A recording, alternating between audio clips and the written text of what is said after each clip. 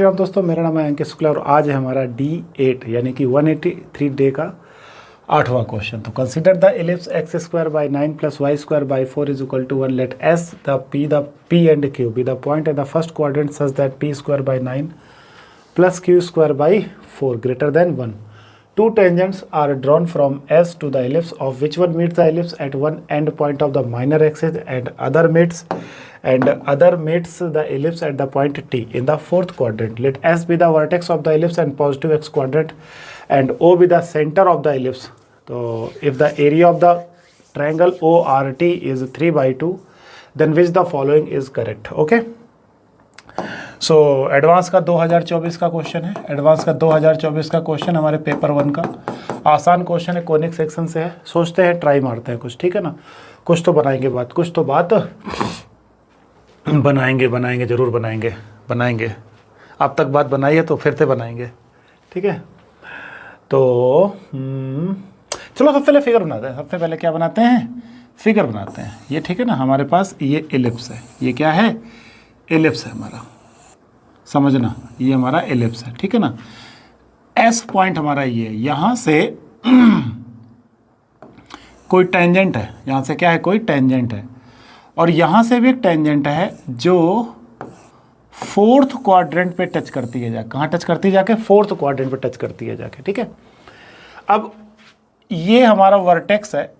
यहाँ के जो पॉइंट होंगे वो 0,2 होंगे। यहाँ के जो पॉइंट होंगे वो क्या होंगे? 0,2 होंगे। और 0,2 अगर होंगे तो ये पॉइंट हमारे पास P,2 होगा। ये पॉइंट हमारा क्या होगा? P,2 होगा, जैसा कि उसने कह रखा है, ठीक है ना, क्योंकि 2 है, ये डिस्टेंस 2 है तो कोई दिक्कत नहीं है। और ये पॉइंट हमारा 3,0 होगा और ये पॉइंट हमारा -3,0 होगा। खैर इस पे इतनी चर्चा करने की जरूरत नहीं है क्योंकि इतना कोई खास नहीं था ये। अब एक ट्रायंगल बन रहा है। कहाँ पे बन रहा है? Triangle ORT। अच्छा, T पे ये टच कर रहा है, T पे ये टच कर रहा है तो O हमारा सेंटर होगा, ORT। तो एक ट्रायंगल हमारा ये इस तरीके का बन रहा है, एक ट्रायंगल हमारा इस तरीके का बन रहा है, ठीक है। अब अगर ये ट्रायंगल हमारा बन रहा है तो T पॉइंट जो हमारा होगा वो होगा 3 cos थीटा, 2 sin थीटा। ये जो हमारा T क्वाड्रेंट होगा वो होगा 3 cos थीटा, 2 sin थीटा। और ये जो पॉइंट होगा हमारा वो 0,0 होगा, ठीक है।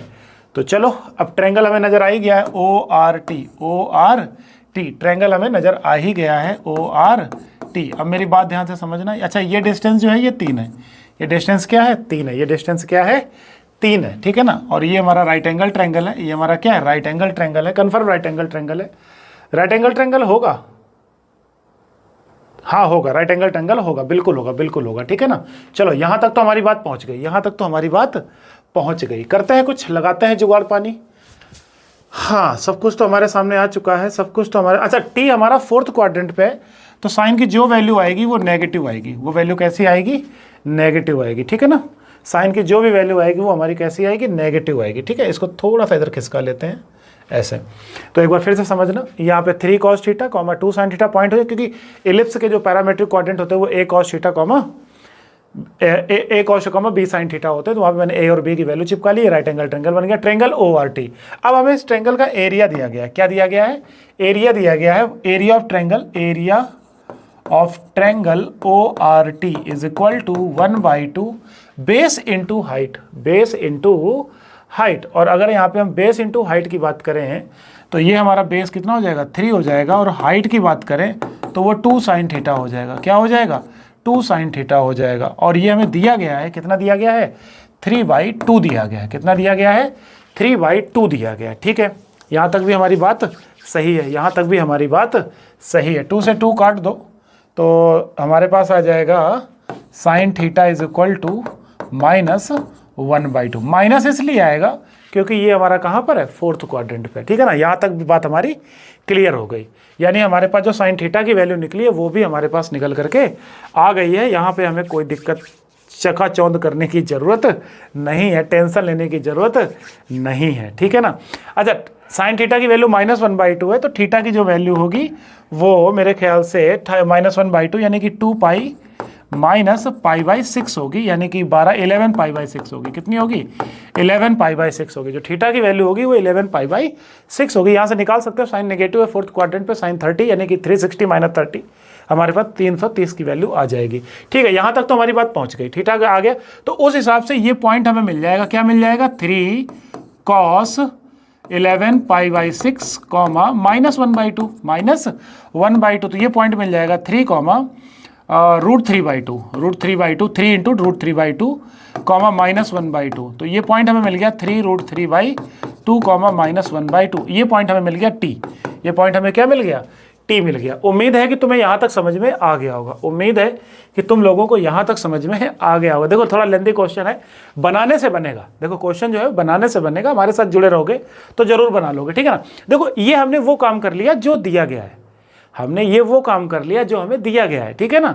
हमें ये नहीं पता है कि अब हमें करना क्या है। हमें ये करना है कि हमें पी और क्यू की वैल्यू बतानी, जैसा कि ऑप्शन में, और क्यू 2 है, ये कंफर्म है क्योंकि मेजर जो माइनर एक्सिस है वो उसके पैरेलल आएगी, तो पी क्यू तो 2 हो गया।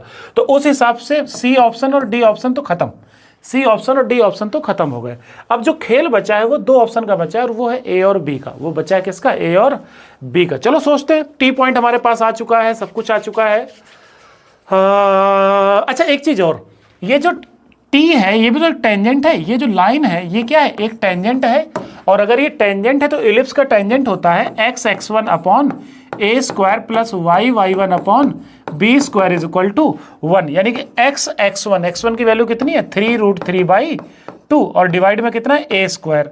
इसी तरीके से y y1 की वैल्यू कितनी है? y माइनस 1/2, और बी स्क्वायर की वैल्यू कितनी है हमारे पास है? 4 इज इक्वल टू 1। तो ओवरऑल जो पिक्चर आएगी वो हमारी आएगी 3 यानी कि x√3/6 minus y/8 is equal to 1। ये हमारी टेंजेंट की इक्वेशन आ जाएगी। ये हमारी किसकी इक्वेशन आ जाएगी?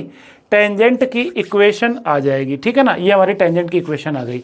अच्छा एक चीज, ये हमारी टेंजेंट आ गई, ठीक है ना, ध्यान रखना, ये हमारी ये वाली टेंजेंट की इक्वेशन आ गई, ठीक है। चलो यहाँ तक भी बात हमारी बन गई। और सोचते हैं, और सोचते हैं, और सोचते हैं, और सोचो, और सोचो, और क्या कर सकते हो। अच्छा देखो, मैंने सिर्फ एक झटके में काम किया है। जो जो दिया गया था वो मैंने निकाल के रख लिया। अब जो हम कर सकते थे वो हमने कर लिया। ओहो, बन गया, बन गया, अरे बन गया यार। अब देखो ये टेंजेंट हमारी एस पॉइंट से पास हो रही है। ये टेंजेंट हमारी कहाँ से पास हो रही है? एस से पास हो रही है। तो बस एस इसको सेटिस्फाइड कर जाएंगे। तो एस की वैल्यू कितनी है? पी। एस की वैल्यू कितनी है? पी। तो p√3/6, और उसकी वैल्यू कितनी है? 2, तो 1/4 is equal to 1। So p√3/6 is equal to 5/4।